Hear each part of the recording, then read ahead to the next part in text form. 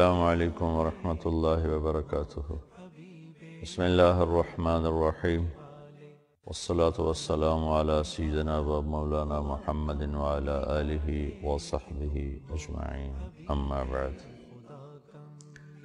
کچھ عرصہ پہلے گھر کی زندگی، خامند اور بیوی کا تعلق، سلوک، وہ آپس میں کس طرح چلیں، اس پر کچھ عرصہ بات چلتی رہی۔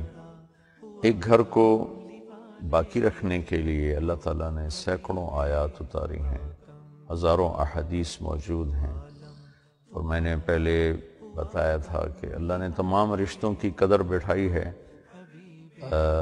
لیکن اس رشتے کی اللہ تعالیٰ نے عجب طریقے سے قدر، قیمت، عظمت بٹھائی ہے۔ کسی رشتے کو اللہ نے یہ نہیں کہا کہ یہ میری نشانیوں میں سے ہے، لیکن خامند اور بیوی کے رشتے کو اللہ تعالیٰ نے کہا من آیاتہ ان خلق لکم من انفسکم ازواجا لتسکنوا الیہا وجعل بینکم مودۃ ورحمۃ ان فی ذلک لآیات لقوم یتفکرون، کہ یہ میری نشانیوں میں سے ہے کہ میں نے تمہیں خامند اور بیوی کا رشتہ عطا کیا، تمہیں ایک دوسرے سے اس رشتے کے ساتھ جوڑا، اس میں سکون بھی رکھا، محبت بھی رکھی، ہمدردی بھی رکھی۔ بہرحال یہ دنیا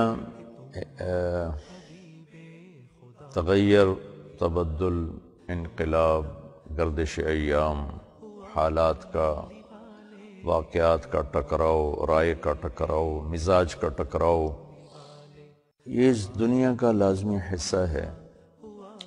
آخری حد تک کوشش ہے کہ گھر بچا رہے، صلح صفائی سے چلے، یہاں تک کہ اللہ تعالیٰ نے بھی کہا کہ جب تم آپس میں کوئی فیصلہ نہیں کر پا رہے تو پھر کیا کرو، فَبْعَثُوا حَكَمًا مِّنْ أَهْلِهِ وَحَكَمًا مِّنْ أَهْلِهَا۔ یہ اور کسی رشتے میں اللہ نے یہ بات نہیں فرمائی۔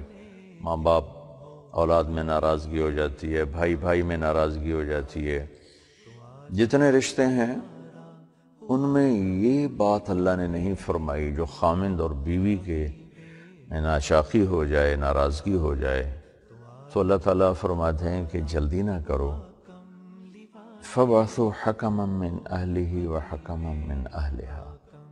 ایک اچھا سمجھدار آدمی چنو، لڑکے کی طرف سے، خامند کی طرف سے، اور ایک اچھا سمجھدار آدمی چنو، لڑکی کی طرف سے، بیوی کی طرف سے۔ اگر وہ دونوں آپس میں کوئی فیصلہ نہیں کر پا رہے، والدین کوئی فیصلہ نہیں کر پا رہے، تو کسی سمجھدار، محترم، معزز فیملی کا آدمی یا آؤٹ آف فیملی، ایک کو لڑکے والے چن لے، ایک کو لڑکی والے چن لیں، وہ دونوں مل کر بیٹھ کر ان میں صلح صفائی کی کوشش کریں اور اس معاملے کو نمٹانے کی کوشش کریں کہ اللہ کرے یہ معاملہ سلجھ جائے اور سمٹ جائے۔ لیکن پھر بھی اگر یہ معاملہ نہیں سلجھتا تو پھر اللہ تعالیٰ نے علیحدگی کا راستہ رکھا ہے، لیکن وہ بالکل آخر میں ہے، اور جتنے حلال کام ہیں ان میں سب سے ناپسند اللہ کو طلاق ہے، ابغض الحلال الطلاق۔ اور یہ یا ایھا النبی اذا طلقتم النساء میں یہ بہت خوبصورت اشارہ ہے، یہاں ایک دم التفات ہے، اس کو بلاغت میں التفات کہتے ہیں۔ یا ایھا النبی اذا طلقتم النساء، بات ایمان والوں سے ہو رہی ہے، شروع اللہ کے نبی سے کی جا رہی، اے میرے نبی، اور ایک دم جب تم اپنی بیویوں کو طلاق دینے لگو، تو یہ آپس میں عجیب سا لگتا ہے کہ بات اللہ اپنے نبی سے فرما رہے ہیں، پھر ایک دم ایمان والوں سے بات شروع فرما دیتے ہیں، اے نبی جب تم اپنی بیویوں کو طلاق دو۔ تو اس میں علماء نے یہ ایک خوبصورت اشارہ اس میں سمجھا ہے اور اس کو لکھا ہے کہ بات طلاق کی ہو رہی ہے تو اللہ اپنے نبی سے شروع فرما کر آپ کو سفارشی بنا رہے ہیں کہ آپ ان سے کہیں کہ یہ طلاق نہ دیں، اور اگر آپ یہ دینا ہی چاہتے ہیں تو طلقوہن لعدتہن واحصوا العدہ، تو پھر طلاق کو لڑائی کا اور نفرت کا اور آپس کی دشمنیوں کا سبب نہ بنایا جائے. یہ بھی ایک فطری چیز ہے، یہ بھی ایک اس کائنات کا لازمی حصہ ہے.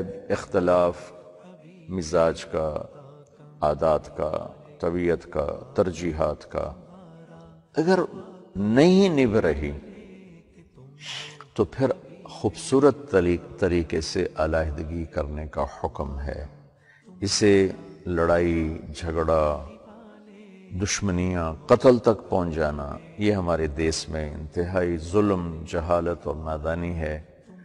طلاق صحابہ میں بھی تھی، اللہ کے نبی نے بھی 2 نکاح فرمائے، رخصتی سے پہلے طلاق دے دی. آپ کے نکاح 13 ہیں، رخصتی 11 ہیں، 2 کو آپ نے خود طلاق دی. تمام بڑے صحابہ کی زندگی میں ملتا ہے. تو طلاق کو پھر لڑائی اور نفرت کا موجب نہ بنایا جائے. اور اگر نہیں دونوں میں نبھ رہی تو ہمارے ماحول میں بچی کو کہتے ہیں تو صبر کر، تو صبر کر، تو بس قربانی دے، قربانی دے. پھر یہ بھی نہیں کرنا چاہیے کہ سسک سسک کے مرنا یہ ظلم اور زیادتی ہے.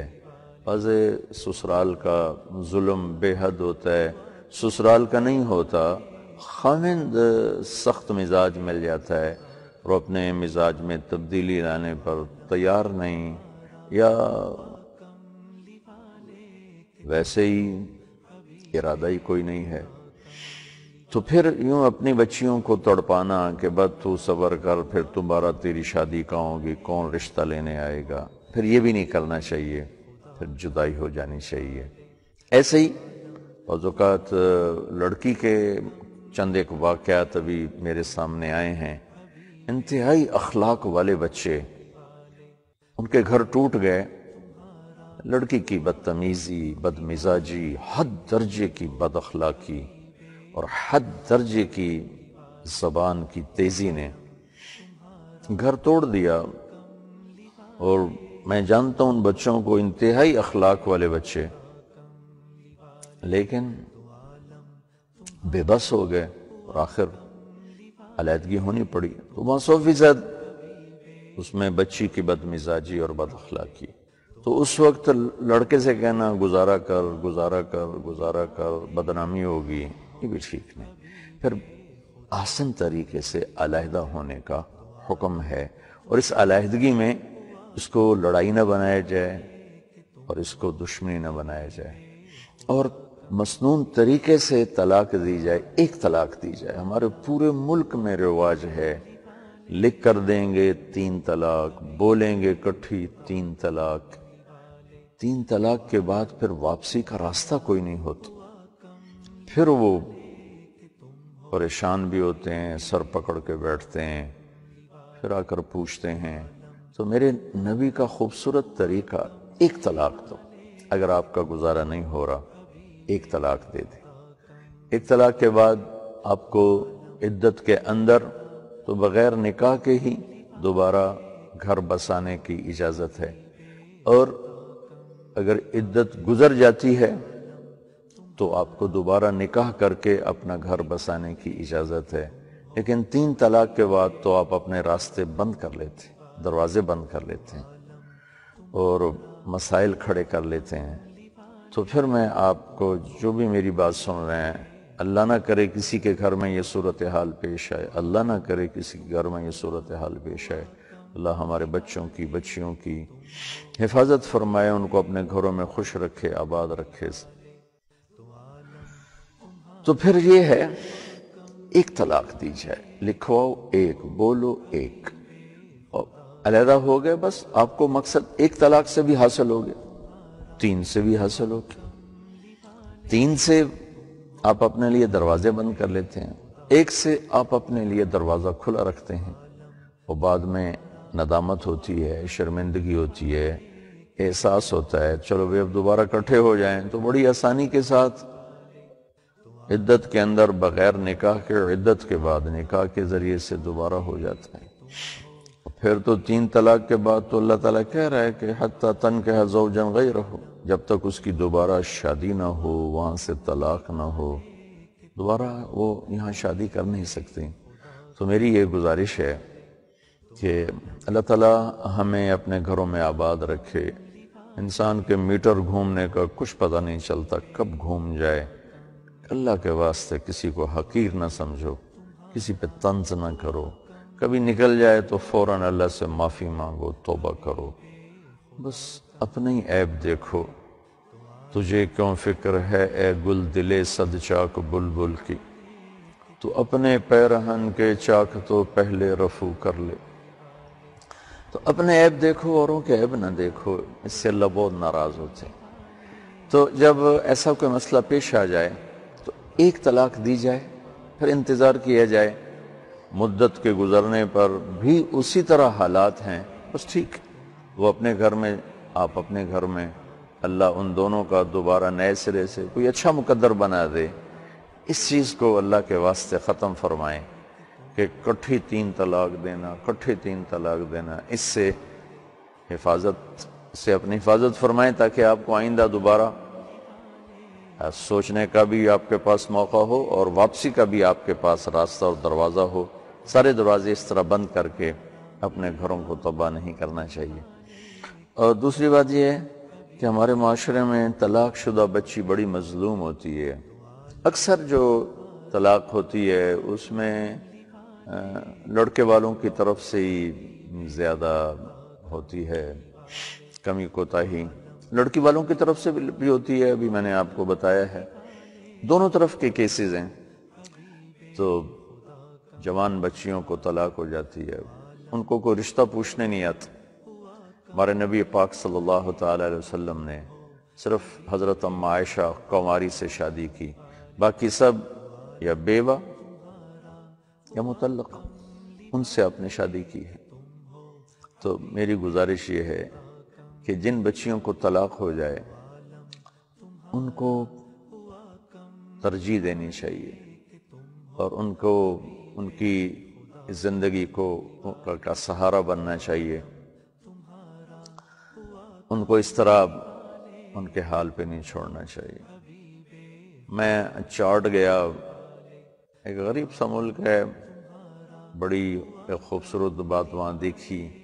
وہاں کسی بھی عورت کو طلاق ہو جائے تو اس کو دوسری شادی مسئلہ ہی کوئی نہیں ہوتا. جو اس کی عدت ختم ہوتی فوراً اس کی شادی ہو جاتی. اور مجھے بتایا گیا کہ 8 بچوں کی ماں طلاق ہو جائے فوراً شادی ہوتی، اور وہ اس کے سارے بچے بھی قبول کرتے ہیں اور اس کو بھی قبول کرتے ہیں. ایک ہی گھر میں، ایک خاندان میں ایک بھائی ناچاکی ہو گئی، طلاق ہو گئی، لیکن کوئی لڑائی نہیں، کوئی جھگڑا نہیں. عدت کے بعد دوسرا بھائی اس سے نکاح کر لیتا ہے، کوئی لڑائی نہیں، کوئی جھگڑا نہیں. طلاق ہو جانا ایک فطرت کی چیز ہے، لیکن طلاق شدہ بچیوں کے رشتے نہ پوچھنا، ان سے شادی نہ کرنا، یہ ہمارے ہندوانہ جراثیم ہیں جو ابھی تک پروان چڑھے ہوئے ہیں اور وہ ختم نہیں ہوئے.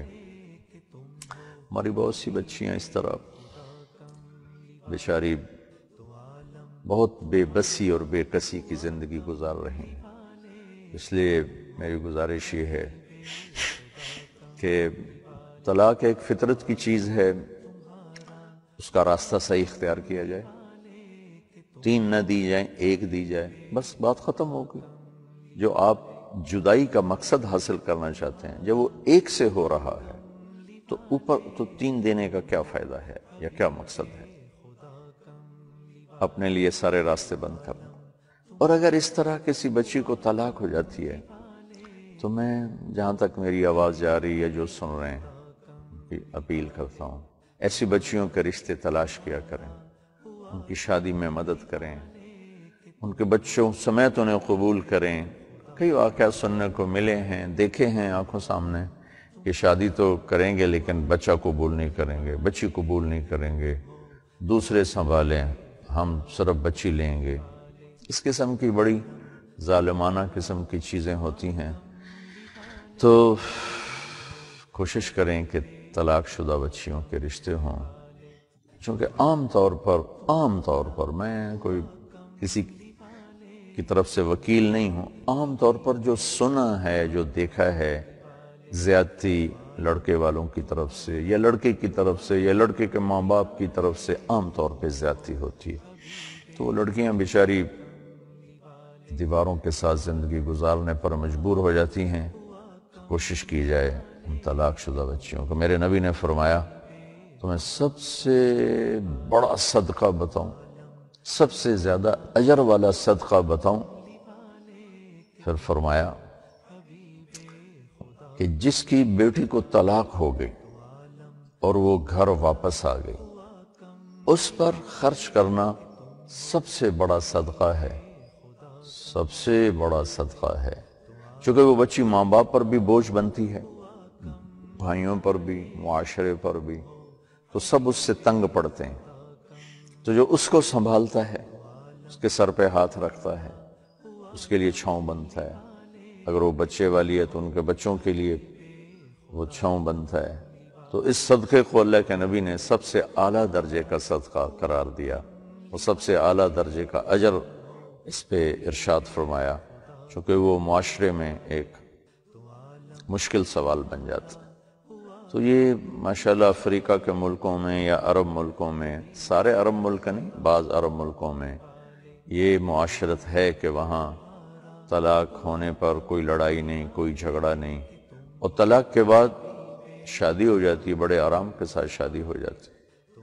تو میں آپ سب سے بھی جہاں تک آواز جا رہی ہے یہ گزارش کرتا ہوں کہ اس طلاق کو ایک زندگی کا حصہ سمجھا جائے. اگر ہو جائے تو طلاق شدہ بچیوں کو عزت دی جائے, ان پہ خرچ کیا جائے, ان کے ایسا رشتہ ہو تو اس کو ترجیح دی جائے, تو انشاءاللہ یہ ہمارے لیے, ہماری نسلوں کے لیے بہت بڑی چیز بنے گی, بہت عالی شان چیز بنے گی. اللہ تعالی ہمیں عمل کی توفیق بخشے. اللہ تعالی ہمارے گھروں کو آباد رکھے, ہمارے بچے بچیوں کے گھروں کو آباد رکھے.